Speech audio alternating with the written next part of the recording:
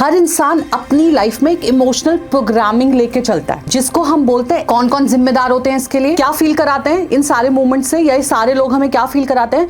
I know females have a trauma of childhood just because आज के relationship की actually problem इंसानों की वजह से नहीं है। वो फीमेल कॉल्ड कोमलिका, क्या प्रॉब्लम था उसका, खुद ही लटे घुमा के सोच रही है। आपको पता है साइकोलॉजिस्ट भी थेरेपी के लिए जाते हैं बाय द वे। पार्टनर जैसे ही आपको सजेशन देता है ना, आपको लगता है वो अटैक कर रहा है आपके ऊपर। Emotional disconnect. इमोशनल डिस्कनेक्ट कब होता है? सबसे ज्यादा फीमेल्स को थायराइड प्रॉब्लम क्यों है, बताना जरा, लॉजिक समझा इसका कभी? ट्रस्ट इश्यूज 3 में से एक जगह आते हैं। ट्रस्ट इश्यूज कहाँ कहाँ आते हैं? आप में से कितने लोगों ने इनर चाइल्ड हीलिंग नहीं की है? शेयर करती हूँ तरीका कैसे कर सकते हैं। तो सिंगल्स के लिए टिप क्या है? जो लोग सिंगल हैं, आप में से जो लोग सिंगल हैं, शादी करना चाहते हैं, करने वाले हैं, पार्टनर ढूंढ रहे हैं, पार्टनर मिल चुका है, पहली चीज तो कोई डॉक्टर ये प्रिस्क्रिप्शन नहीं देता, मैं दे रही हूँ, सुबह दोपहर शाम मैनिफेस्ट मत करो। टोनी रॉबिन्स ने एक बहुत अच्छी बात बोली थी कि क्योंकि जो आपके जो जख्म है ना, ये दिखते नहीं है। और ये जख्म कहाँ से आए हैं? आज की तारीख में एक्सपेक्टेशंस क्यों बढ़ गई हैं ज्यादा? एक बच्चे की सबसे पहली जो डेफिनेशन होती है प्यार की, रिलेशनशिप की, वो कहां से आती है? एंड टेल यू, बहुत बड़ा कारण है झगड़ों का रिलेशनशिप में। और वो 2 एनर्जी है जिनकी मैं हमेशा बात करती हूँ। मैं हमेशा बोलती हूँ रिलेशनशिप में ना, हैबिट मैच करे ना मैच करे फर्क नहीं पड़ता, बट 4 तरीके से हम बेसिकली कम्युनिकेट करते हैं। पहला, तो रिलेशनशिप को प्रोटेक्ट करती है ये बाउंड्रीज। मतलब I don't know I should share this you और not, but I was very conscious starting में। हील्ड रिलेशनशिप कौन बना सकता है? आज के सेशन में हमें ये समझना है इमोशनल ब्लूप्रिंट, मतलब आपके रिलेशनशिप का डीएनए क्या है। एक चीज समझना फ्रेंड्स, हर इंसान अपनी लाइफ में एक इमोशनल प्रोग्रामिंग लेके चलता है, जिसको हम बोलते हैं इमोशनल ब्लूप्रिंट। अब ये ब्लूप्रिंट बचपन से बनता है। कौन कौन जिम्मेदार होते हैं इसके लिए? पेरेंट्स का बिहेवियर जिम्मेदार होता है इसके लिए, स्कूल का एक्सपीरियंसेस जिम्मेदार होते हैं, पहला प्यार जिम्मेदार होता है, पहला दिल टूटना, हार्ट ब्रेक जिसे बोलते हैं, वो जिम्मेदार होता है। और ये सारे मूवमेंट्स हम अपने आप को क्या फील कराते हैं इन सारे मोमेंट से, या ये सारे लोग हमें क्या फील कराते हैं? या तो बहुत ज्यादा लव्ड फील कराते हैं या बहुत ज्यादा इग्नोर फील कराते हैं। ठीक है, इन सब से आता है। मैं हमेशा बोलती हूँ कि हमारी लाइफ में बच्चा जो होता है, तो 7 से 8 साल तक के बच्चे का सबकॉन्शियस माइंड डेवलप होता है, बिल्ट होता है। एक बच्चे की सबसे पहली जो डेफिनेशन होती है प्यार की, रिलेशनशिप की, वो कहां से आती है? वो अपने पेरेंट्स से आती है। क्योंकि सबसे पहला रिलेशनशिप उसे अपने माँ बाप का देखा होता है कि रिलेशनशिप कैसा है, कैसे प्यार करते हैं, रिस्पेक्ट करते हैं, अब्यूज करते हैं, डिसरिस्पेक्ट करते हैं, अंडरस्टैंडिंग अच्छी है, अंडरस्टैंडिंग अच्छी नहीं है, everything comes from there only. Then जब वो बाहर निकलता है तो उसके रिलेटिव्स हैं, जब वो बाहर निकलता है तो फिर वो स्कूल में देखता है, तो यहाँ सबसे उसकी जो थ्योरीज होती है ना, वो डेवलप होती हैं। तो फॉर एग्जाम्पल, अगर बचपन में किसी को बार बार ये सुनाया गया है तू गलत है, तू बहुत गलत है, तुम बहुत ज्यादा बोलती हो, तुम इतनी मोटी क्यों हो, तुम्हें ये नहीं आता, तुम्हें वो नहीं आता, तो बहुत डिस्टर्बिंग है, बहुत हाइपर एक्टिव चाइल्ड है, शांत रहा कर थोड़ा, ओके। तो ये तो वो जो बच्चा होता है ना, वो अपने सबकॉन्शियस माइंड में एक बिलीफ स्टोर कर लेता है। क्या बिलीफ होता है? I am not good enough. और ये बिलीफ जब वो एडल्टहुड में आके रिलेशनशिप में आता है तो डैमेज करता है, क्योंकि रिलेशनशिप में आने तक, क्योंकि सबकॉन्शियस माइंड में बचपन में बैठ गया ना, करेक्ट। अब एक चीज सोचो, जब एक बच्चे ने अपने घर में बहुत ज्यादा झगड़े देखे, कलेश देखा है, हाँ, अपनी माँ को बंद कमरे में रोते हुए देखा है, अपनी मदर को सबको खाना खिलाते हुए आखिरी में खाना खाते हुए देखा है, तो उसकी डेफिनेशन क्या है कि ऐसा ही होता है। माएं लास्ट में ही खाना खाती हैं, वो सबके बर्तन समेटने के बाद जो बचा हुआ खाना होता है वो खाती हैं। जब माँ बाप का झगड़ा होता है तो माँ कमरे में रो सकती है और पापा दरवाजा मुंह पे मार के बाहर जा सकते हैं, करेक्ट। अब उसने क्या डेफिनेशन बनाई कि दिस इज नॉर्मल, क्योंकि उसके घर में तो रोज होता है ना ये, तो दिस इज नॉर्मल। अब वो एक लड़की है, बड़ी हो गई, उसकी शादी हो गई, वो कमरे में सिसक के रो रही है, तो उसे ये समझ में आए ये मेरा नॉर्मल है। और हर इंसान का नॉर्मल अलग है। क्यों नॉर्मल है? मम्मी भी तो ऐसे ही करती थी, that means this is a part of relationship. अब एक मेल बड़ा होता है, वो अपनी वाइफ को डिसरिस्पेक्ट करता है, चिल्लाता है, गुस्सा करता है और दरवाजा मुंह पे मार के चला जाता है, उसको ये नॉर्मल लगता है, क्योंकि ये रिलेशनशिप का नॉर्मल ही तो है, ये तो हर रिलेशनशिप में होता है। अब दूसरी तरफ एक बच्चा ये देखता है कि पापा जब घर आते हैं तो मम्मा को हक करते हैं, फिर बेटे को बच्चे को हक करते हैं या बेटी को करते हैं, तो उसको समझ में आता है कि ओके, जब घर से बाहर जाते हैं तो मम्मा को हक करके जाते हैं, सबको बेटे को बच्चे को हक करके जाते हैं, जब घर आते हैं तब भी हक करते हैं। पापा मम्मा के लिए आइसक्रीम लेके आते हैं, आज मम्मा ने पापा का फेवरेट खाना बनाया। या जब कोई गलती होती है तो वो मम्मा को ऐसे समझाते हैं, झगड़ा नहीं करते। या अगर आप झगड़ा कर रहे हो तो बाद में आप उसको, झगड़ा मतलब नॉट झगड़ा बट आर्ग्यूमेंट्स हो रही हैं, तो आप उसे ये समझा रहे हो कि बेटा हम दोनों लड़ नहीं रहे थे, एक चीज पे डिसएग्रीमेंट थे, हम बात कर रहे थे, बट अभी सब सॉर्टेड है। दैट बच्चा विल अंडरस्टैंड दैट थिंग। हमने जो अपनी नॉर्मल का डेफिनेशन बना लिया है ना, हमें वो समझना है, हमें वो चेंज करना है। जैसे I was watching one of the reel, और पता नहीं कुछ तो मेरे सामने आया, उसमें एक लड़की बैठी है, वो रोए जा रही है, बहुत सैड है, और वो भगवान से ये शिकायत करती है कि आपको पता है मेरी लाइफ में क्या क्या हो रहा है। भगवान कहते हैं मुझे पता है, तो आप ये बताओ ना, जब मैं लाइफ में खुश नहीं हूँ, मेरे साथ धोखा हुआ है, मुझे कोई प्यार नहीं करता, मुझे कोई ढंग से बात नहीं करता, मैं बहुत दुखी हूँ, इसलिए मैं रो रही हूँ। तो भगवान कहते हैं सब कुछ ठीक है बट रो क्यों रही हो? तो वो बोलती है नॉर्मल है ना, जब जिंदगी में तकलीफ होती है, परेशानी होती है, दुख होता है, तो रोना नॉर्मल है ना। तो भगवान जी कहते हैं ये तुम्हारा नॉर्मल है, क्योंकि सबको ही लगता है कि जब हम तकलीफ में होते हैं तो हम रो के दर्द निकाल दो, खत्म हो गया। बट उसका कोई और तरीका भी तो हो सकता है। जब आप पेन में हो यू कैन डू मेडिटेशन, जब आप पेन में हो यू कैन डू डांस, जब आप पेन में हो आप गाना गा सकते हो, गाना सुन सकते हो, आप कोई स्किल्स ज्वाइन कर सकते हो, मतलब आप उस पेन से निकलने के लिए कुछ कर सकते हो ना। रोना इज नॉट द सोल्यूशन, या रोना is not the normal thing. Life में हमने बहुत चीजों को नॉर्मल की कैटेगरी में रख दिया, सिर्फ इस बात के बेस पे कि हमने वो देखा है बचपन में। You getting it what I am saying, है ना? हाँ, मुंडी हिलाओ ठीक है, समझ गई। हाँ, इतनी ज्यादा नहीं, संभाल के रखो मुंडी, अभी बहुत कुछ है। तो वो जो अडल्ट, अब ये जो बचपन में हमने देखा ना, ये अडल्टहुड तक इतना ज्यादा चिपक जाता है ना कि आप इसे कितनी कोशिश कर लो ये जाता नहीं है, क्योंकि उसके अंदर, उस बच्चे के अंदर ये फियर, अगर किसी को इग्नोर किया है, तो हम बात कर रहे थे कि अगर किसी बच्चे को इग्नोर किया है बचपन में, तो उसके अंदर ये फियर बैठ गया कि मुझे कोई एक्सेप्ट नहीं करेगा, या ये फियर बैठ गया कि मुझे कोई छोड़ के चला जाएगा। करेक्ट? और same goes with a male and same goes with a female. ये लड़कों के साथ भी है, लड़कियों के साथ भी है। I know females have a trauma of childhood just because उनके फादर ने कभी उनको गोदी नहीं लिया। Can you imagine? मैं बहुत 1-to-1s करती हूँ and I am like woof, ऐसा। She is doing good, she is earning good, पति अच्छा है, बच्चा अच्छा, सब कुछ अच्छा है लाइफ में। कहाँ अटका हुआ है ना कि मेरे माइंड से वो ट्रॉमा नहीं जा रहा कि मेरे फादर ने मुझे गोदी नहीं लिया। वो मेरे भाई को गोदी लेते थे। और हमेशा जैसे लड़कियों के साथ होता है, बड़ी होना अपना खिलौना दे दो, बड़ी होना उसको ज्यादा बर्गर दे दो, बड़ी होना अपनी टेबल उसको दे दो। और बड़ी होने के चक्कर में तो लगा दी बॉस आपने हमारी। एक तो वो वैसी गिवर है, वो वैसे ही क्रिएटर है अपनी लाइफ में, बाय डिफॉल्ट नर्चर है, और जस्ट बिकॉज इतना होने की वजह से वो इतनी गिवर हो गई है कि खाली हो गई है। देना देना, रिलेशनशिप में देना देना देना देना इतना ज्यादा हो गया। Similarly with the male also, अगर मेल को ये बोला गया कि तू अच्छा नहीं दिखता, या सबके बच्चे फुटबॉल खेलते हैं तुम फुटबॉल क्यों नहीं खेलते, अब सारी जिंदगी वो बच्चा ट्रॉमा में है कि मेरे को फुटबॉल खेलना नहीं आता, है ना? You are not confident enough, देख फलाना के बच्चे को देख। तो अगर किसी को बचपन में ज्यादा कंट्रोल किया गया है, ऐसा मत करो वैसा मत करो, तो वो बड़ा होके ना फ्रीडम के लिए फाइट करता है, उसे फ्रीडम चाहिए। फिर वो रिश्तों में फ्रीडम ढूंढता है कि मत मुझे कॉल करो ना कि कब आओगे, मत पूछो मुझसे कि मैंने खाना खाया कि नहीं, खा लिया मैंने। Getting it? वो घर लेट आ रहा है, या उसे चिढ़ हो रही है कि हर चीज में इतना कंट्रोल क्यों है, मुझे क्यों बताना है ये। आजकल की जनरेशन क्यों शादी से, रिलेशनशिप से भाग रही है? क्योंकि वो फ्रीडम नहीं बांधना चाह रही। सुबह जाओ तो बता के आओ, शाम को आओ तो बताओ, ये करो वो करो, हर मतलब फ्रीडम ही खत्म है। आप फिर दोस्तों से नहीं मिल सकते, ये नहीं कर सकते, पार्टी नहीं कर सकते, आप पहले जैसे नहीं रह सकते, आप किसी को बिना इन्फॉर्म करे पहाड़ों में नहीं जा सकते। क्योंकि जब आप सिंगल होते हो तो आप ये सब कुछ कर सकते हो, बट जब आप रिलेशनशिप में आते हो तो सब कुछ बता के करना होता है। एटलीस्ट ये बता के करना होता है कि आप कब जा रहे हो, कब आओगे, ताकि घर वाले उस हिसाब से ध्यान रखें और वो पीस में रहे कि ओके वहां गया हुआ है, राइट? तो अगर किसी बच्चे का कंट्रोल छीना गया है तो वो फ्रीडम के लिए फाइट करेगा, और वो छोटी छोटी चीज पे रिएक्ट करेगा, क्योंकि उसे लगता है कि उसकी फ्रीडम छिन जाती है ना? बहुत सारे लोग आपने देखा होगा, मेल भी हो सकते हैं, फीमेल भी हो सकते हैं, जो सिर्फ इस बात पे गुस्सा करते हैं कि मेरी चीज क्यों छेड़ी, मैं जहां रख के जाता हूं ना मुझे वहीं मिलना चाहिए। ये फ्रीडम ही तो है, ये और क्या है?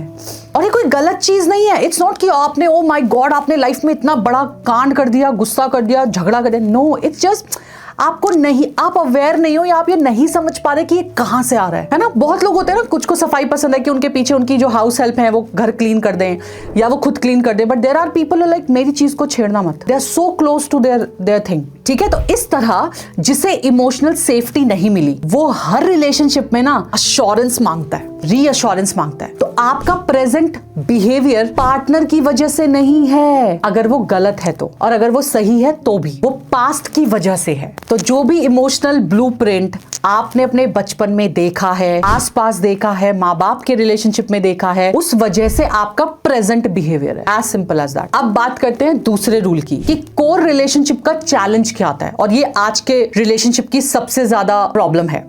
तो आजकल जो रिलेशनशिप में प्रॉब्लम है ना, वो पता है किसकी वजह से है? इंसानों की वजह से नहीं है। तो आज के रिलेशनशिप की एक्चुअली प्रॉब्लम इंसानों की वजह से नहीं है, वो उन पैटर्न्स की वजह से है जो पैटर्न कपल के थ्रू आए हैं, फैमिली के उसमें आते हैं, फ्रेंडशिप में आते हैं, ये उस वजह से है ना। अब जैसे नए नए टीन एज में आपकी गर्लफ्रेंड बनती है या टीन एज में आपका कोई पार्टनर बनता है, कुछ बनता है, और आपके दोस्त बोलते हैं हाँ मैं जब मेरी वाली को तो मैं बहुत सेट रखता हूँ बॉस, मुझे मैसेज किए बिना ना सो भी नहीं सकती। तो उसने क्या सोचा, अच्छा रिलेशनशिप में ऐसे रखना होता है अपनी गर्लफ्रेंड को या अपने पार्टनर को ऐसे रखना होता है। सोच रहे उसके पैटर्न्स कहां से बन रहे हैं। या एक लड़की आ रही है और वो आके बोल रही है पता है ये पता वो फिर कुछ कोई और एग्जांपल दे रही है, और फिर हम सोचे अच्छा मतलब पार्टनर के साथ ऐसे करना होता है। तो ये पैटर्न्स है, इंसानों की गलती नहीं है, ये पैटर्न समझने, ठीक है। बट ये भी याद रखना कि आज इस सेशन के बाद जाके अपने पार्टनर को या अपने माँ बाप को ये मत बोलना कि तुम्हें मेरी इस प्रॉब्लम से दिक्कत है ना, मेरी गलती नहीं है, ये आज ही समझा है मैंने, ये मेरे पैटर्न्स की गलती है। तो कल से झगड़ा मत करना, ये मत करने लग जाना, ठीक है। तो ये पैटर्न्स है। तो सबसे पहला चैलेंज क्या होता है? मिसकम्युनिकेशन। बात कुछ और होती है, समझ में कुछ और आती है। तुमने फोन क्यों नहीं उठाया, इस लाइन पे पूरा झगड़ा हो सकता है, कलेश हो सकता है, क्योंकि हम वर्ड्स नहीं, हम एनर्जी सुनते हैं, है ना। हम वो वर्ड्स पे नहीं ध्यान दे रहे, हम उस एनर्जी पे हैं। जैसे आप में से बहुत लोगों ने सुना है कि झगड़ा इस बात का नहीं होता कि क्या बोला, कलेश इस बात के सबसे ज्यादा होते हैं कैसे बोला, किस टोन में बोला, है ना, क्योंकि वो एनर्जी है आप सब, ठीक है। तो ये पहला चैलेंज होता है, दैट इज मिसकम्युनिकेशन, कि बात कुछ और होती है, बात का बतंगड़ बन के कुछ और हो जाता है, और कई बार हम समझ नहीं पाते। और इसका one of the major reason also कि बात डायरेक्ट नहीं होती, हम जो रिएक्ट करते हैं वो तीसरे पर्सन के थ्रू रिएक्ट करते हैं। अब बात है कि मदर इन लॉ ने बोला वाइफ को ऐसा, तो ये आपको और आपकी वाइफ को बात करनी है। अब मदर इन लॉ उधर से आके क्या बता रही है, फिर वाइफ इधर से आके क्या बता रही है, और आप कैसे रिएक्ट कर रहे हो, दैट इज वेरी इंपॉर्टेंट। ये बहुत इंपॉर्टेंट है। आप मान लीजिए मदर इन लॉ ने एक बात बताई एक तरीके से, एक एनर्जी के साथ कि देख आज ऐसा हो गया, मैंने थोड़ा सा बहू को बोल दिया है तो संभाल लियो, और वाइफ ने आके बताई पूरा राई का पहाड़ बना के, तुम समझा लो मैं आज के बाद नहीं रहूंगी, ये समझ में नहीं आता, ये रोज मुझे ऐसे बोलती है। समझ रहे हो, एनर्जी का फर्क है। या वाइसा वर्सा कि सेम चीज आपके पार्टनर ने आपको बहुत आराम से बोली कि पता है आज ऐसा हुआ, और आपकी मदर इन लॉ ने या मदर ने उसको बहुत एनर्जी देके उस चीज में उसको डिस्क्राइब किया, तो वहां दिक्कत होती है, राइट। तो वर्ड्स का प्रॉब्लम नहीं होता, हम कैसे एनर्जी उसमें दे रहे हैं वो बहुत बड़ा प्रॉब्लम है। आप सोचो ना, फोन नहीं उठाया बहुत बड़ा कलेश का कारण है क्या? Answer is no. इस पे बहुत बड़े कलेश हो जाते हैं भाई। सामने वाला बॉस के साथ हो सकता है, सामने वाला मीटिंग में हो सकता है, सामने वाला वॉशरूम में हो सकता है, सामने वाला किसी बहुत इंपॉर्टेंट कॉल पे हो सकता है, कुछ भी हो सकता है ना कि नहीं उठाया। सेम गोज विद वाइफ, बच्चों के साथ हो सकती है, पार्टनर है लेट्स से, बच्चों के साथ हो सकती है, वॉशरूम में हो सकती है, किचन में हो सकती है। अब क्या वो हर जगह फोन उठाए घूमे? नहीं उठाया, दैट इज वन। दूसरा चैलेंज क्या होता है? ओवर थिंकिंग, जो मैंने पहले भी शेयर किया। उसने रिप्लाई क्यों नहीं करा, है ना, उसकी टोन ऐसी क्यों थी, खुद की कहानी लिखते हैं फिर हम बिना सच्चाई जाने। तो ये जो पुराने टीवी सीरियल्स चलते थे ना, क्योंकि सास भी कभी बहू थी दोबारा शुरू हो गया है, कोई विलन कैरेक्टर जो सीरियल्स में होता है ना, तो फीमेल कॉल्ड कोमलिका या कुछ तो कैरेक्टर, बहुत साल पहले की बात कर रहे, आई डोंट रिमेंबर, है ना। तो वो क्या था, वो मतलब क्या प्रॉब्लम था उसका, खुद ही लटे घुमा के सोच रही है, खुद ही जवाब दे रही है, फिर खुद ही कलेश कर रही है। ये ओवर थिंकिंग है। किसी ने कुछ नहीं बोला उसे, किसी ने पीछे बुराई नहीं करी, किसी ने कुछ, बट खुद ही बस ये ठीक कर करके अपना लगी पड़ी है। तो बेसिकली ना हम अपने आप से बहुत फालतू सवाल करते हैं, बहुत ओवर थिंकिंग करते हैं। एंड टेल यू, बहुत बड़ा कारण है झगड़ों का रिलेशनशिप में ओवर थिंकिंग। ओके, अब एक पार्टनर है, 2 साड़ियां लाया है, एक मम्मी को दे दी या एक सिस्टर इन लॉ को दे दी, वाइफ को दे दी या पार्टनर को दे दी। अब दोनों सेम है, दोनों के प्राइस सेम है, लेकिन हो सकता है कलर अलग होंगे। बस इस बात पे कि उनका कलर ज्यादा बेटर है, तो उनकी सफेद शर्ट मेरी सफेद शर्ट से सफेद कैसे, ये है प्रॉब्लम। वो ओवर थिंकिंग हमें बहुत कम करनी है, ठीक है। तो ओवर थिंकिंग, और ये मेजरली मैं नहीं बोलूंगी कि लड़कों में नहीं होती, लड़कों में भी होती है, बट फीमेल्स में थोड़ा ज्यादा होती है। तो हर चीज को ओवर थिंकिंग नहीं करना। ट्रस्ट इश्यूज 3 में से एक जगह आते हैं। ट्रस्ट इश्यूज कहाँ आते हैं? अगर आपके रिलेशनशिप में ट्रस्ट इश्यूज हैं, वो कहाँ से आए होंगे? पास्ट बिट्रेल से आए होंगे। अगर पास्ट में आपको किसी ने तकलीफ दी है, धोखा दिया है, तो आपके ट्रस्ट इश्यूज है। आपके रिलेशनशिप में अगर ट्रस्ट इश्यूज हैं, तो वो कहां से आए होंगे? वो आए होंगे ओवर अटैचमेंट से। आप किसी से ओवर अटैच्ड हो। अब आप ओवर अटैच्ड हो, सामने वाला नहीं है, तो आपको लगता है उसने मेरे साथ ट्रस्ट तोड़ा, बट ऐसा नहीं है। आपके बहुत सारे रिलेशनशिप ऐसे होंगे, दोस्तों के साथ होगा, आई एम श्योर, कि आपको लोग बेस्ट फ्रेंड बोलते हैं अपना, आप नहीं बोलते। आप बहुत अच्छा दोस्त मानते हो उसे, आप बहुत अच्छा, लेकिन जब आप इंट्रोड्यूस कराते हो अपने दोस्त को किसी से, राइट, तो आप नहीं बोलते मेरा बेस्ट फ्रेंड, आप बोलते मेरा बहुत अच्छा दोस्त है। बट वो उसकी एनर्जी, उसका पैशन, उसका प्यार इतना ज्यादा है ना कि वो अपने सारे दोस्तों को बोलता है ये मेरा पक्का यार है ना। अब ये ओवर अटैचमेंट है। अब उसकी तो अटैचमेंट आपसे बहुत ज्यादा, बट अगर आपकी नहीं है और बाय डिफॉल्ट कल को आप एक नया दोस्त लाके इंट्रोड्यूस कराते हो, अब उसको हर्ट होएगा बॉस कि यार मैं तो इसका पक्का दोस्त था, ये नया दोस्त कहां से ले आया। ये ओवर अटैचमेंट है। या ट्रस्ट इश्यूज कहां आते हैं? जहां सेल्फ वर्थ बहुत लो है। मतलब मैंने ना अपने आप को लाइफ में कुछ समझा ही नहीं है, कुछ भी नहीं समझा मैंने अपने आप को लाइफ में। मतलब मैं कुछ नहीं कर सकती, मैं सुंदर नहीं हूं, मुझे कमाना नहीं आता, मैं अच्छी नहीं दिखती, ठीक है, मुझे छोड़ के चला जाएगा, इसे मुझसे सुंदर मिल गया तो, इसे मुझसे सुंदर लड़की मिल गई तो, इससे मुझसे टैलेंटेड कोई मिल गया तो ये चला जाएगा। तो यहां हमारे इश्यूज आते हैं, ठीक है।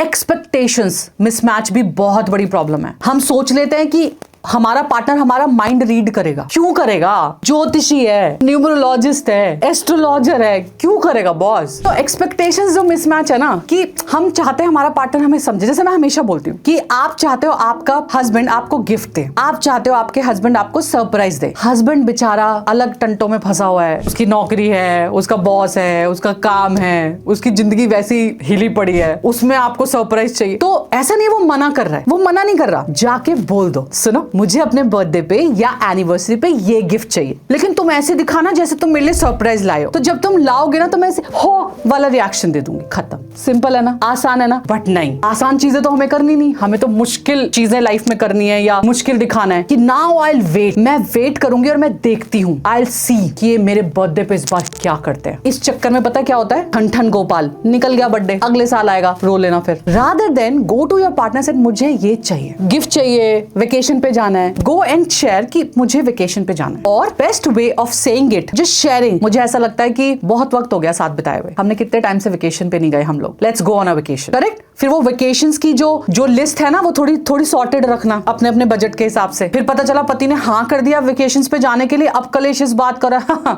हम तो मालदीव्स के अलावा वेकेशंस मानते ही नहीं किसी को। अजी जाती होगी जनता मलेशिया या शिमला या मनाली, हम तो मालदीव्स जाएंगे, हमारे लिए इससे नीचे कोई बात नहीं है। तो ये मत करने लगना। एक्सपेक्टेशंस जो है ना, मतलब मुझे सरप्राइज मिलना चाहिए, मुझे ये सब नहीं, बिल्कुल भी। रादर देन यू से इट टू योरसेल्फ। आप में से बहुत सारे लोगों ने क्या अपने बर्थडे खराब नहीं करे सिर्फ इसीलिए कि आपने बताया नहीं क्या चाहिए। अब क्योंकि पति बहुत खुश है या पार्टनर बहुत खुश है, उसने घर वाले बुला लिए कि यार मेरा पूरा परिवार मिलके ना तुम्हारा बर्थडे मनाएगा, ठीक है। अब उसने उसको उतनी समझ थी ना, उसने बुला लिए। अब उसने ये नहीं सोचा कि जिस परिवार को बुला रहे हैं उसका खाना उसी को बनाना जिसका बर्थडे है। अब वो पूरा दिन किचन में है, और उसके बाद आपने बर्थडे पार्टी हो गई, आप अच्छे से तैयार हो गए, आपने सब रिश्तेदारों को अच्छे से खाना खिला दिया, फ्रेंड्स को खिला दिया, आपने वो बनाया जो उनको पसंद है या जो आपकी बेस्ट डिशेज है। अब हो गया, बर्थडे हो गया, जैसे ही लोग गए और आपने किया दरवाजा बंद, और उसके बाद शुरू हुई महाभारत। तो इससे क्या बेटर है? इससे बहुत सिंपल बेटर है कि बर्थडे आने से पहले ही ये क्लैरिटी दे दो कि मुझे कोई बर्थडे नहीं मनाना किसी के। अगर आप ऐसा चाहते हो, आप मनाना चाहते हो, फेयर इनफ, कि मुझे नहीं मनाना, मेरी पसंद का खाना आएगा, बाहर से आएगा या हम बाहर जाएंगे। अब उसमें जितनी समझ थी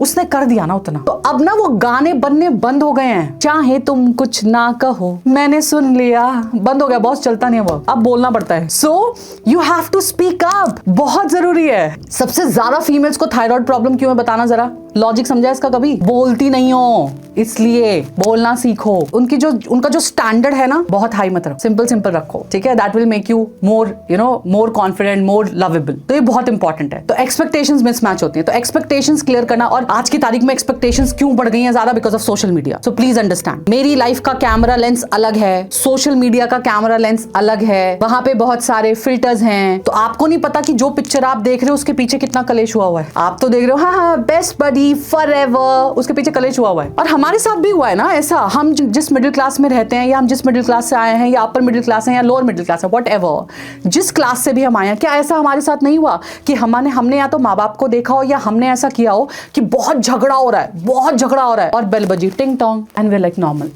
दरवाजा खोलते हैं, अरे वेलकम, कैसे आना हो, अरे देखो व्हाट अ प्लेजेंट सरप्राइज, चलो क्या खाओगे। किसी को पता चलता हमारे घर में कलेश हुआ? नहीं चलता ना। That is important. तो हमें बैकग्राउंड स्टोरी नहीं पता होती, तो उन फिल्टर्ड लाइफ पे मत जाओ। नेक्स्ट इज बाउंड्रीज मिसिंग होती हैं। ये भी कोर रिलेशनशिप का प्रॉब्लम है कि बाउंड्रीज मिसिंग होती है, तो एक इंसान ना इतना एग्जॉस्ट हो जाता है जिसकी कोई हद नहीं। तो वो बाउंड्रीज सेट करो, वो बहुत इंपॉर्टेंट है। ऐसा होगा, ऐसा नहीं होगा। अब if you are like, if a male is who promised अपनी फैमिली को कि मैं नेक्स्ट वीकेंड पे बाहर लेके जाऊंगा, तो लेके जाओ। और अगर नहीं ले जा पा रहे हो तो वाइफ शुड नॉट लाइक झगड़ा नहीं करना इस बात पे कि तुमने तो प्रॉमिस किया था, उससे बस बैठ के पूछ लो क्या हुआ। May be that person will share कि मैं बहुत एग्जॉस्टेड हूँ, इस बार नहीं हो पाएगा बट अगली बार, लेकिन अगली बार ले जाना, फिर अगली बार बहाना मत बनाना। तो ये जो बाउंड्रीज है ना, आपको लग रहा है आप थक गए हो, आपसे काम नहीं हो रहा, तो बोल दो नहीं हो रहा बॉस, बहुत सिंपल है, ठीक है। तो मैंने जैसे पिछले भी किसी सेशन में ये बोला है कि हमें घर साफ करना होता है, बच्चों को संभालना होता है, सब कुछ होता है, लेकिन ये रोज का हो गया ना। अब किसी दिन तो हमारे हॉर्मोन्स भी जवाब देंगे, किसी दिन तो हम भी टायर्ड होंगे कि नहीं करना मुझे घर साफ भाई। तो it happened with me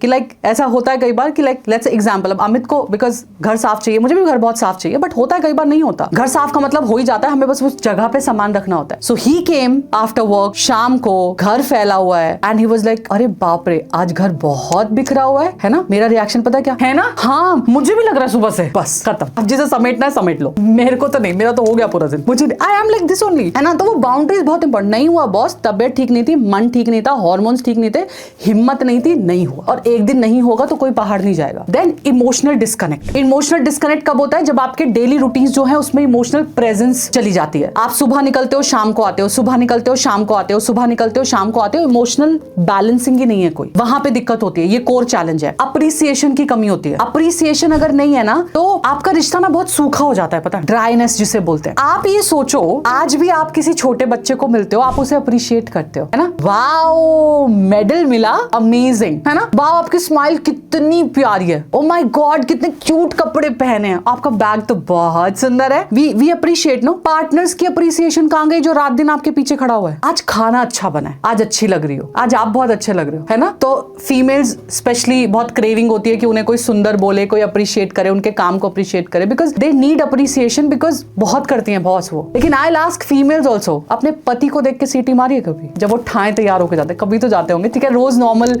formals पहनते हैं, लेकिन शादी में या वैसे बहुत अच्छे से तैयार होके जाते हैं, तो वो अरे बॉस यार खुद से भाग के काला टीका लगाया है, ऐसे मतलब मस्ती में कि अरे अरे अरे नजर ना लग जाए, या आके नजर उतारी है। देन स्मॉल एप्रिसिएशंस, आज चाय बहुत अच्छी बनी है, क्या बात है, आज तो हो सकता है घर सिर्फ साफ है, but may be you can come one day and you will like कि यार एनर्जीज अच्छी लग रही है घर की, यार आज तो एनर्जी बहुत अच्छी लग रही है घर की।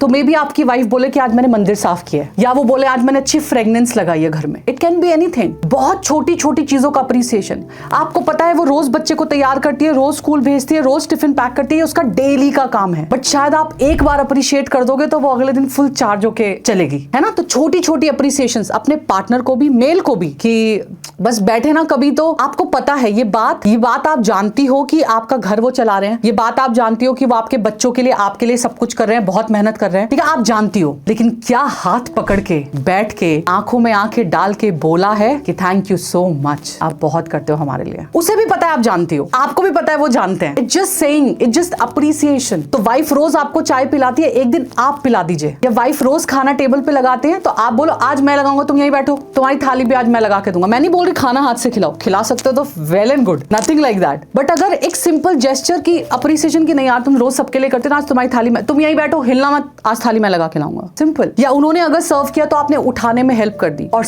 तो ये अप्रिसिएशन होगा। और सबसे डेंजरस रिसेंटमेंट। रिसेंटमेंट वो क्या होता है? छोटी छोटे झगड़े, छोटे छोटे डिसअपॉइंटमेंट इकट्ठे हो के इतने हो जाते हैं कि एक दिन ब्लास्ट होता है फिर।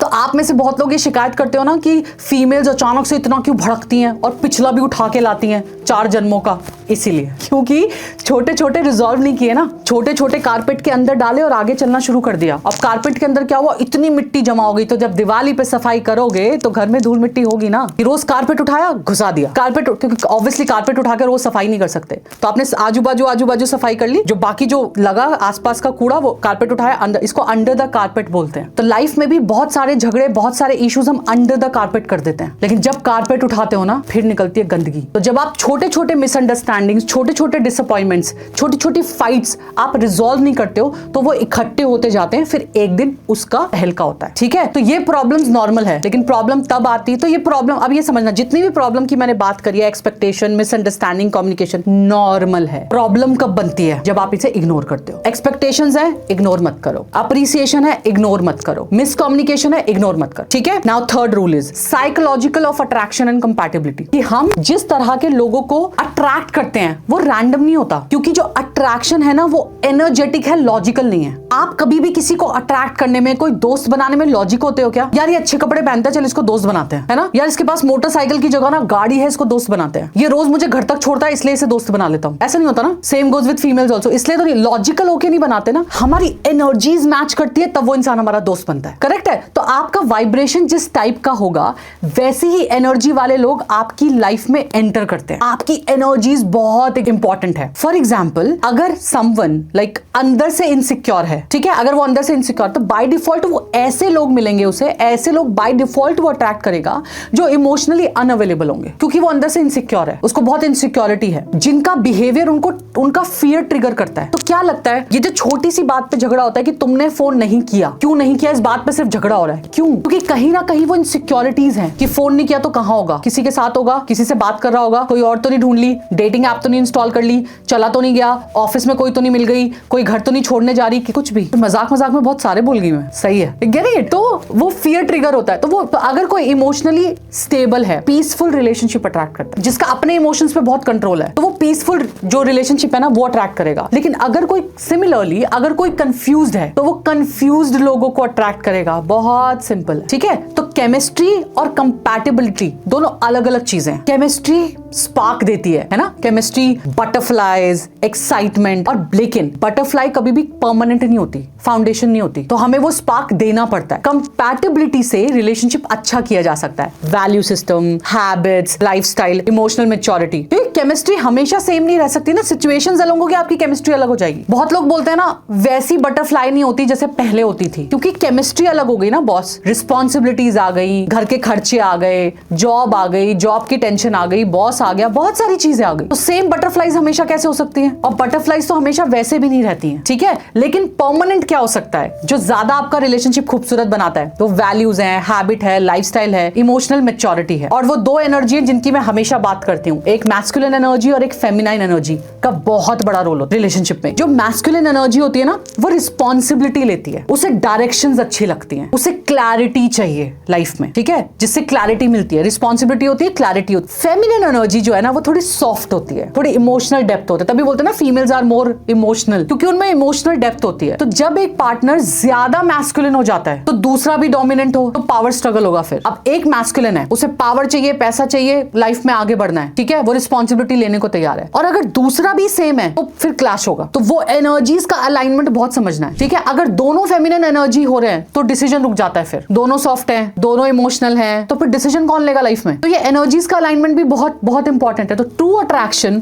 तब होता है जब दोनों एनर्जी बैलेंस होती है। ट्रू कंपैटिबिलिटी तब होती है जब आपके वैल्यूज मैच करते हैं, रिस्पेक्ट मैच करती है, कम्युनिकेशन मैच करती है, ग्रोथ मैच करती है। मैं हमेशा बोलती हूँ रिलेशनशिप में ना हैबिट मैच करे ना मैच करे फर्क नहीं पड़ता। तो me and my partner like बहुत सारी हमारी हैबिट्स अलग है, बहुत हैबिट अलग है, हम मेरी और अमित की बहुत सारी, बट विजन सेम है। हम दोनों ग्रोथ की बात करते हैं, आगे बढ़ने की बात करते हैं, लाइफ में अच्छा करने की बात करते हैं। करेक्ट है, तो वो बहुत इंपॉर्टेंट है। Fourth is conscious communication. अब एक था कम्युनिकेशन, एक है कॉन्शियस कम्युनिकेशन, क्योंकि कम्युनिकेशन रिलेशनशिप का ऑक्सीजन मास्क है। और इसके लिए याद रखना है कि दूसरों की सहायता करने से पहले अपना मास्क पहले लगाएं। हर फ्लाइट में होता है ना ये। तो कम्युनिकेशन भी सोचो कि दूसरों वो बोलेगा, वो बोलेगी, वो कब बोलेगा, वो कब बोलेगी, से बेटर है खुद बोल दो। कम्युनिकेशन इतना इंपॉर्टेंट क्योंकि ऑक्सीजन है, हर रिलेशनशिप की ऑक्सीजन है कम्युनिकेशन। प्रॉब्लम ना कभी ज्यादा बड़ी नहीं होती, ठीक है, बट उसके उस प्रॉब्लम के आजू बाजू जो साइलेंस होता है, जो ईगो होता है, जो मिसकम्युनिकेशन होता है, वो प्रॉब्लम को बढ़ा देता है। बिलीव यू मी,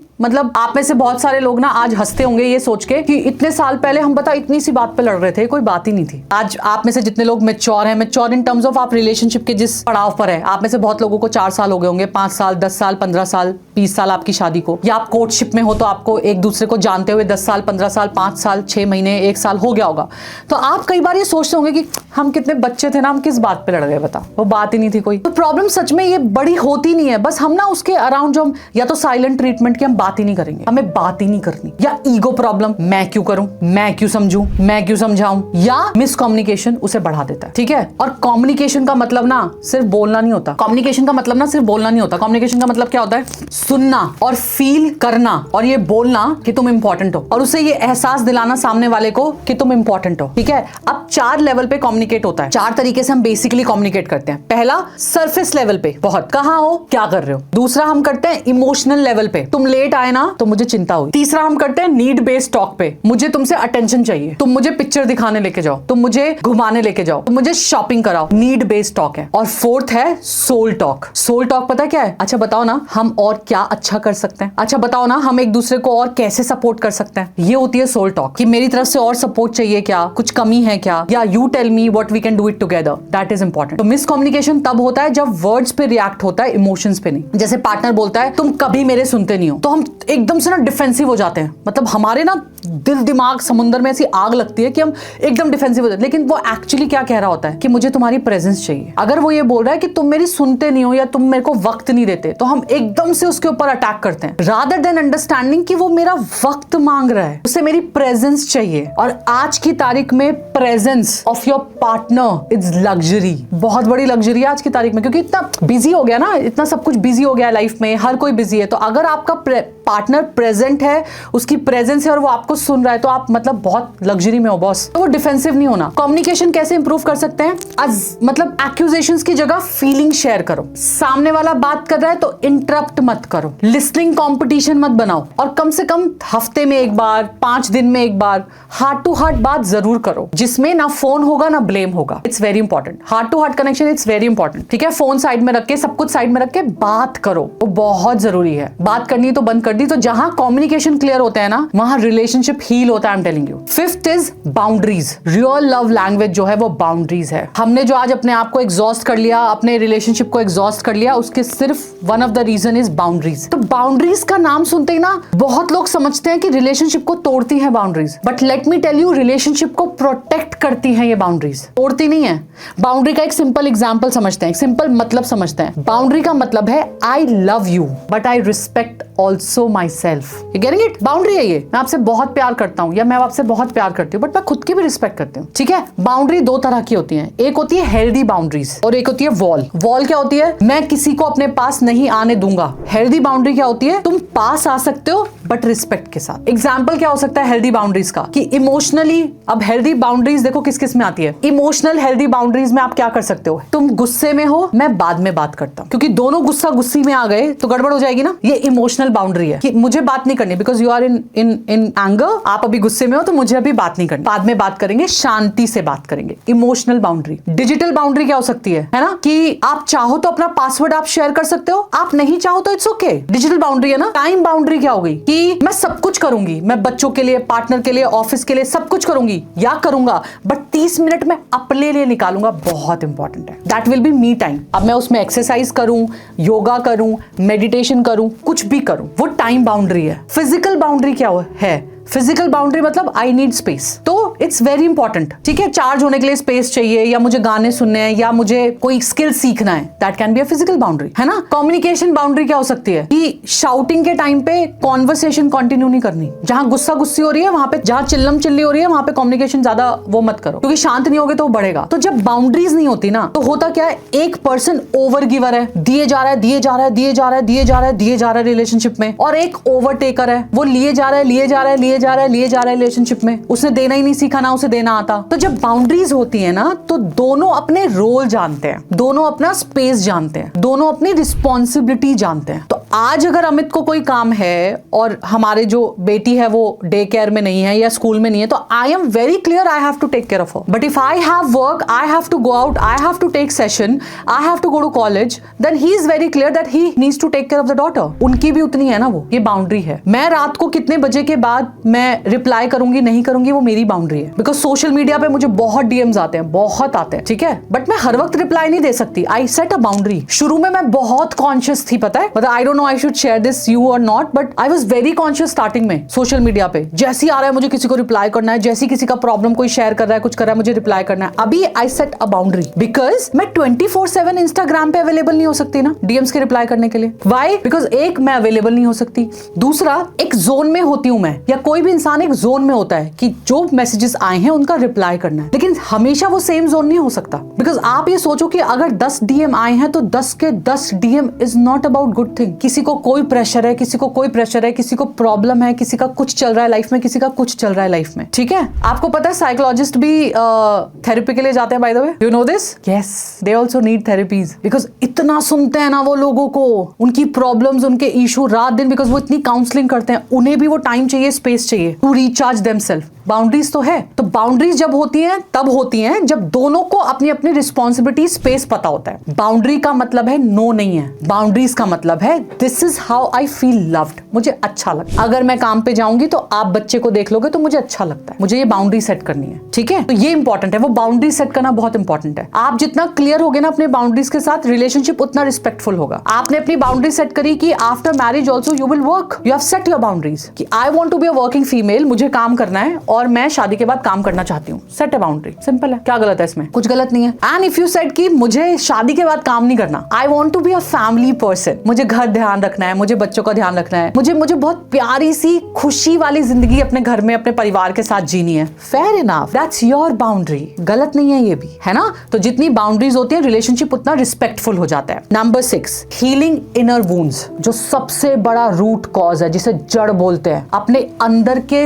जो तकलीफ है, दुख है, जो परेशानियां हैं, वूंड्स जो हैं पुराने, उनको हील करना है, ठीक है। तो हमारे फाइट्स का one of the reason is कि हमारे कुछ पुराने जख्म क्या, बचपन में इग्नोर किया गया, ठीक है। तो अगर पार्टनर 10 मिनट भी लेट आता है तो आप ट्रिगर हो जाते हो। अगर पार्टनर आपका एक फोन भी नहीं उठाता तो आप ट्रिगर हो जाते हो। अगर आपको बचपन में ज्यादा कंट्रोल किया गया, ठीक है, बहुत कंट्रोल किया है, पार्टनर जैसे ही आपको सजेशन देता है ना, आपको लगता है वो अटैक कर रहा है आपके ऊपर, क्योंकि उसे बचपन से फ्रीडम नहीं मिली, उसे इतना कंट्रोल करके रखा गया है ना, इतना कंट्रोल। तो जब एज अ पार्टनर आपको सजेशन देते हो, उसको लगता है अरे बाप रे, मतलब क्या, ऐसे कैसे बोल दिया, तो उसको लगता है मेरे ऊपर अटैक हुआ है। क्योंकि जो आपके जो जख्म है ना, ये दिखते नहीं है, लेकिन इंपैक्ट इनके असली होते हैं। और ये जख्म कहां से आए हैं? Same past trauma, past relationship, past definitions, past आपका लाइफ का। ये दिखते नहीं लेकिन ये होते हैं, ठीक है। जैसे मैं बोलती हूँ ना कि एनएलपी के सेक्शन में या मैनिफेस्टेशन के सेशन में बोलते हैं, या ये टॉनी रॉबिन्स ने एक बहुत अच्छी बात बोली थी कि जब आप अपने कंप्यूटर से, अपने डेस्कटॉप से फोल्डर्स डिलीट करते हो तो वो फोल्डर्स कहां जाते हैं? वो डिलीट हो जाते हैं, करेक्ट है। वो डिलीट नहीं होते, वो ट्रैश में होते हैं, मतलब कि वो अभी भी सिस्टम में है। तो आपको लगता है कि आपने बहुत सारी चीजें, आपने बहुत सारे लाइफ के इश्यूज या बहुत सारे दुख दर्द पीड़ा आपने हटा दिए लाइफ से, हैं अंदर। एक फीमेल जिसे फादर से इमोशनल अटेंशन नहीं मिला, जब बड़ी होती है और हस्बैंड बिजी होता है, तो उसे तब भी यही फील होता है कि वो इंपॉर्टेंट नहीं है। रियलिटी पता है क्या है? हस्बैंड काम में बिजी है। इमोशनल प्रॉब्लम क्या हो गई उसकी, कि उसके जो उस वक्त हुआ क्या, कि जो चाइल्डहुड दुख दर्द था ना, उसका जो चाइल्डहुड का जख्म था, वो एक्टिवेट हो गया उस टाइम पे। इसीलिए inner child healing it's very important, बहुत इंपॉर्टेंट है। आप में से कितने लोगों ने इनर चाइल्ड हीलिंग नहीं की है? कभी नहीं किया है। एक छोटा सा वो दिखाती हूँ, शेयर करती हूँ तरीका कैसे कर सकते हैं। फ्यूचर में जब भी टाइम मिले या मेडिटेट करो तो जरूर करना, ओके। अपनी आंखें बंद करो, relax, take a deep breath, one more. अपना बचपन देखना जरा, छोटी निशा, छोटी नीतू, छोटा सा वासु, सबको अपना बचपन देखना है। अब उस बचपन में देखो, किसी सिचुएशन में डर है क्या? वो छोटा बच्चा डरा है क्या? कहीं अकेला बैठा है क्या? कोई नहीं है उसके आसपास, उसे गिल्ट भी हो रहा है, वो रो भी रहा है क्योंकि उसे कोई नहीं समझ रहा। अब मन में बोलो उसी बच्चे को जो तुम खुद हो, तुम्हारा छोटा version, you are safe now, I am here for you, तुम मेरे लिए बहुत मायने रखते हो। मैं तुमसे बहुत प्यार करता हूँ। और जैसी तुमने बोला मैं तुमसे बहुत प्यार करता हूँ, उसके चेहरे पे देखो कितनी बड़ी स्माइल आई। उसको जोर से टाइट हग करो। अब स्माइल करो और आंखें खोलो। अपने इस वर्जन से ना कभी कभी मिलने जाया करो जब भी वक्त मिले, कि जितना वो हील होगा ना उतना आप हील रहोगे, उतने आपके रिलेशनशिप हील रहेंगे। तो जब भी मौका मिले, सुबह, रात में, शाम में, जब भी, उससे मिलने ज़रूर जाना, है ना। कि एक बार में शायद उसको समझ ना आए, लेकिन जब बार बार जाके उससे मिलने जाओगे ना तो उससे लगेगा हाँ ये है तो मुझे सुनने वाला। वो मूवी देखिए जहाँ पास्ट में जाके सब कुछ ठीक करके आते हैं, है ना। हम पास्ट में तो नहीं जा सकते, बट मैं अपने छोटे वर्जन से मिलके उसको हील ज़रूर कर सकती हूँ। उसे इस बात का एहसास दिला के कि तू सही है, तू अकेला नहीं है, तू अकेली नहीं है, और मैं तुमसे बहुत प्यार करती हूँ, है ना। तो ये ज़रूर ज़रूर ज़रूर करना अपने लिए, ठीक है। क्योंकि जब आपका इनर चाइल्ड हील्ड होता है ना, आप अपने पार्टनर से ये एक्सपेक्टेशन बंद कर देते हो कि वो आपका प्रॉब्लम हील करेगा। और जब तक आपका इनर चाइल्ड हील नहीं है, आप अपने पार्टनर से यही एक्सपेक्ट करते हो कि वो आपका दुख समझेगा, वो आपका दुख ठीक करेगा, वो आपको हील करेगा। और जब आप समझ जाते हो कि मैं खुद ही करूंगा, तो आपका बिहेवियर स्ट्रांग हो जाता है, आपका बिहेवियर सॉफ्ट हो जाता है रिलेशनशिप में, आपके ट्रिगर्स कम हो जाते हैं और आपकी आर्ग्यूमेंट्स बंद हो जाती है। हील्ड रिलेशनशिप कौन बना सकता है? A healed person creates healed relationship, ठीक है। अब बात करते हैं 7वीं चीज की, that is manifesting healthy relationship. तो रिलेशनशिप भी मैनिफेस्टेशन से होता है, ठीक है। आप जैसा फील करते हो वैसे लोग आप अट्रैक्ट करते हो। अगर आपकी फ्रीक्वेंसी फियर की है, डर की है कि मुझे कोई छोड़ के चला जाएगा, मुझे कोई नहीं मिलता, सब लोग मुझे चीट करते हैं, तो यूनिवर्स आपकी वही एनर्जी रिफ्लेक्ट करता है। बट अगर आपकी फ्रीक्वेंसी वर्दीनेस पे है, I deserve love, I deserve respect, I deserve reciprocity, ठीक है, तो आपकी लाइफ में वही लोग आते हैं। तो सिंगल्स के लिए टिप क्या है? जो लोग सिंगल हैं, आप में से जो लोग सिंगल हैं, शादी करना चाहते हैं, करने वाले हैं, पार्टनर ढूंढ रहे हैं, पार्टनर मिल चुका है, पहली चीज, डोंट मैनिफेस्ट फ्रॉम लोनलीनेस। कोई पार्टनर इसलिए मैनिफेस्ट मत करो कि तुम्हारे खालीपन को आके कोई भरेगा। दूसरा, मैनिफेस्ट फ्रॉम सेल्फ लव। खुद में इतना प्यार करो ना, उस खुद का कंप्लीट प्यार से आप किसी को मैनिफेस्ट करो।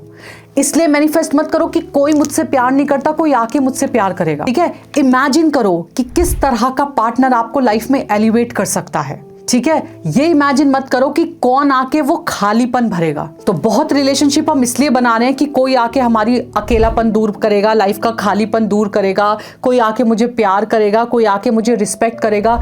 इन सब कारणों की वजह से ना मैनिफेस्ट मत करो, स्पेशली जो लोग सिंगल हैं। और जो मैरिड हैं, 5 मिनट का ग्रैटिट्यूड रिचुअल जरूर रखो। सोने से पहले 5 चीजें या 5 मिनट, जो भी आपको ठीक लगता है, जो आपके साथ दिन भर में हुई हैं, उनके लिए ग्रैटिट्यूड जरूर फील करो। आपके पार्टनर से रिलेटेड हो सकती है, आपके बच्चों से रिलेटेड हो सकती है, आपके दिनचर्या से रिलेटेड हो सकती है, कुछ भी हो सकता है। जितना आप अपने पार्टनर को thank you thank you thank you बोलोगे ना, आपकी जिंदगी आसान हो जाएगी, मैं बता रही हूँ। तो कोई डॉक्टर ये प्रिस्क्रिप्शन नहीं देता, मैं दे रही हूँ। सुबह, दोपहर, शाम, I love you, I love you, I love you, I am sorry अगर गलती करी है तो, एंड थैंक यू। सुबह, दोपहर, शाम ये गोली बनाओ, घोलो और सुबह, दोपहर, शाम खा लो। पानी के साथ, दूध के साथ, जूस के साथ, वाइन के साथ, जिसके साथ आपका मन है खा लो। Gratitude is the best attitude, I am telling you. हर सुबह मॉर्निंग में उठ के thank you for choosing me today हमेशा बोलो। आप में से जो लोग कोर्टशिप में हो, ठीक है, उनको ही समझना है values are greater than looks, ठीक है। तो वैल्यूज आपकी बड़ी होनी चाहिए लुक्स से ज्यादा, क्लैरिटी बड़ी होनी चाहिए केमिस्ट्री से ज्यादा। तो मैनिफेस्टेशन का सिंपल रूल क्या है? You attract what you want. ऐसा नहीं है, you don't attract what you want, you attract what you are, what you believe, what you deserve. ये बिलीव चेंज कर दिया ना, रिलेशनशिप की डेस्टिनी अपने आप चेंज हो जाएगी।